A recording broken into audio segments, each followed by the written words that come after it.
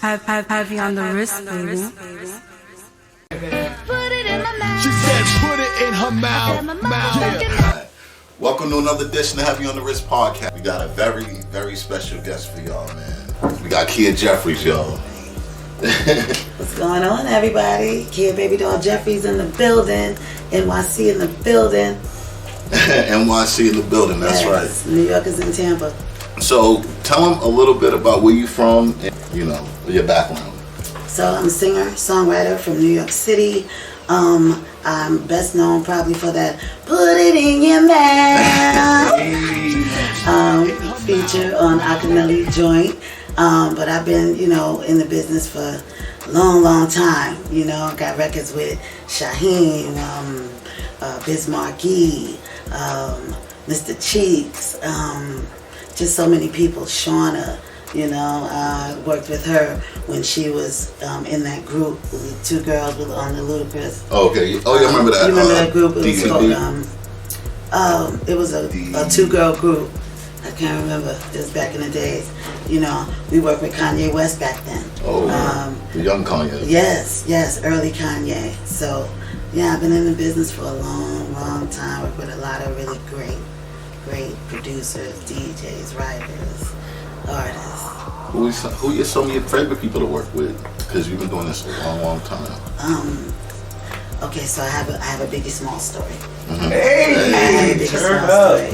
So I met Biggie to do a record, the one that's You Nasty Boy, You Nasty, yeah. You Nasty Boy. So I went to the studio for that, and originally they were playing, they wanted me to sing Biggie the Nasty Boy, and but it was corny, so we kind of rejected it, you know what I'm saying? But when I first walked in, and it was like, yeah, Big's in the back, that bad boy, he was by himself, and I looked into the studio, and I seen a little kid, like by himself, no engineer, nothing, and the kid was like in the back part, it'd be the front part of the little studio, yeah. Control, and in the back. And he was back there, maybe rolling up. I couldn't really tell, but I was like, oh, this must not be it. And so I left. And then they was like, yeah, no, that's it. And I went back, I was like, Big in here? And when he looked up, I was like, oh, you look like a little kid.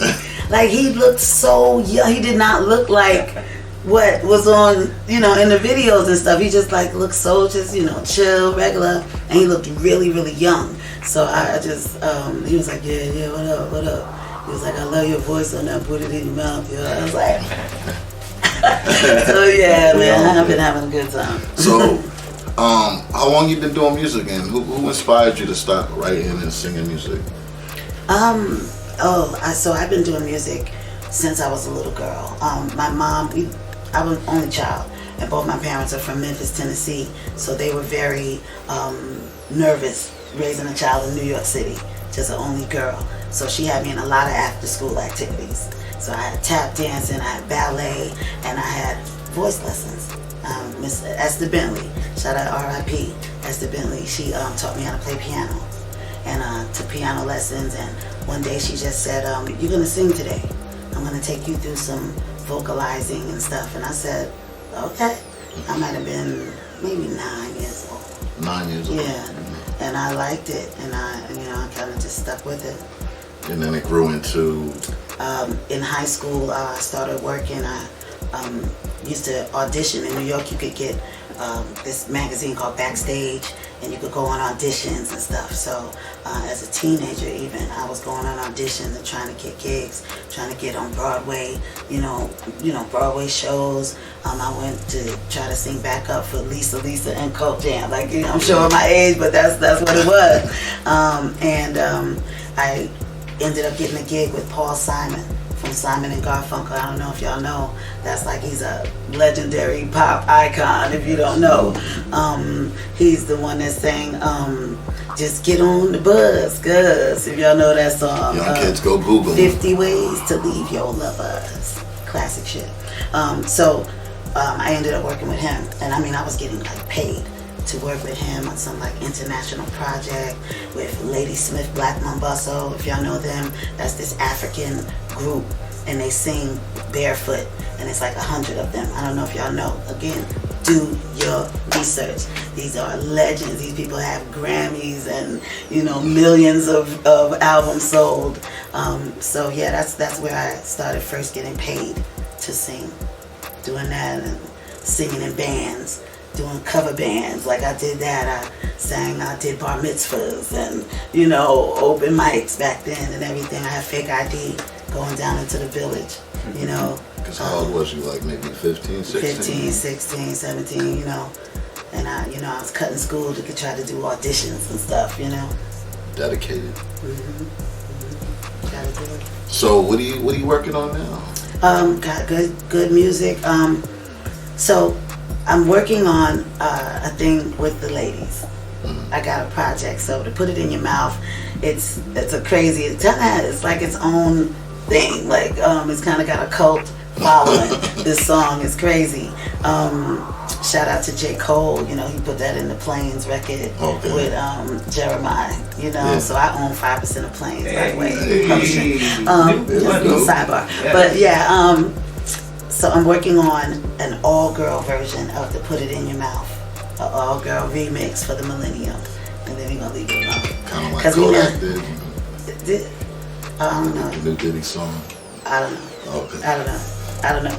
But we're gonna do an all-girl version. We're doing like a challenge, and it's real dope. I got a lot of girls interested. Yeah, we got different producers. Shout out to Mr. Hanky, sent us a beat. Shout out to Vintage Tunes, sent us a dope beat. So yeah, I'm working on that. Working on a project of my story, my life story.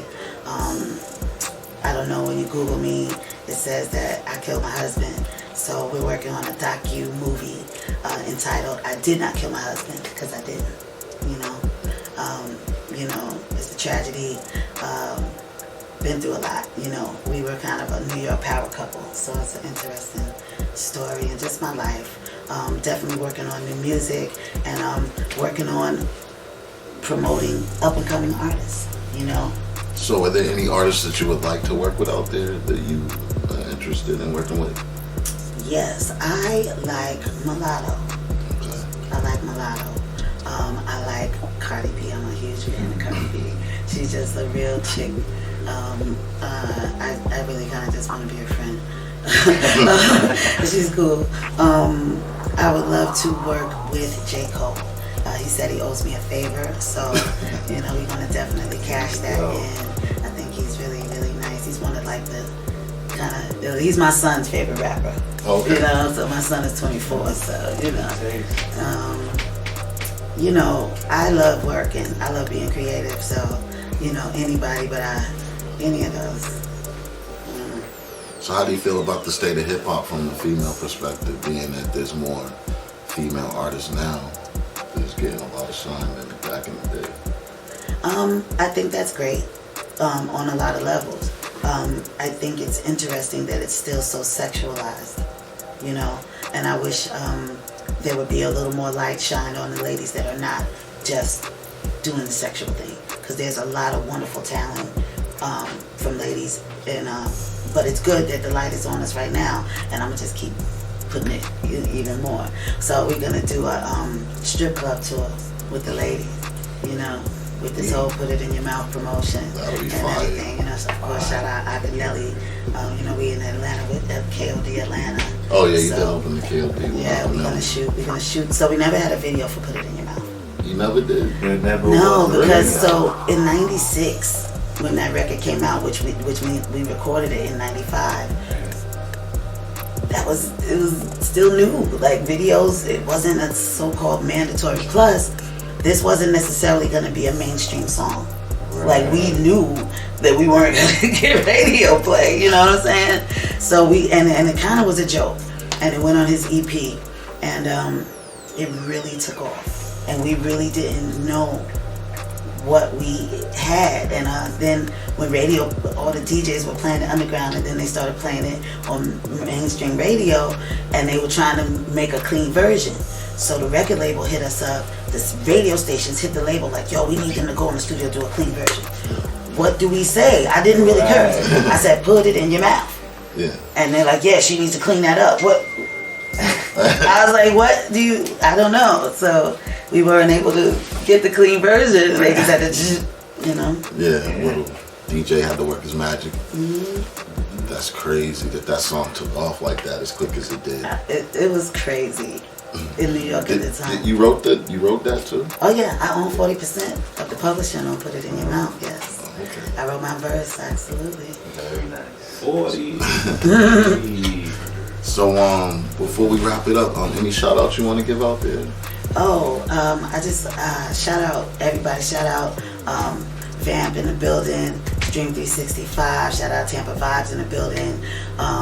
We just had an amazing show last night for the New York State of Mind tour. They were in Tampa last night, and we had the Woo Wednesdays talent showcase, and it was kind of dope. And we got the winner coming up next year. The winner, SMG. Okay, SMG. Shout out SMG in the building with that record Southside, and he was able to win a consultation with DJ Khaled on Protege.com. That's major. That's major. Look, face-to-face Zoom. Yeah, so Making hot moves. shout out to DVD for hooking us up with the Protege.com, DJ Khaled situation, and Sony Music. She's A&R. You know, shout out to everybody, just everybody. Shout out to my peoples in Queens, of course, by Fact City in the building. You know, and thank you. Thank you guys for having me. I definitely appreciate it. Absolutely. Shout out to Whiskey North for having us last night. Absolutely. Yeah, and good luck, Tampa. I like Tampa. I like Tampa. That's City. You'll be seeing more of me. So it's been another edition of Heavy on the Wrist Heavy on the Wrist, podcast. baby. We out of here. Let me tell you what I said. Put it in my mouth. She said, put it in her mouth. Yeah. I mean her motherfucking mouth.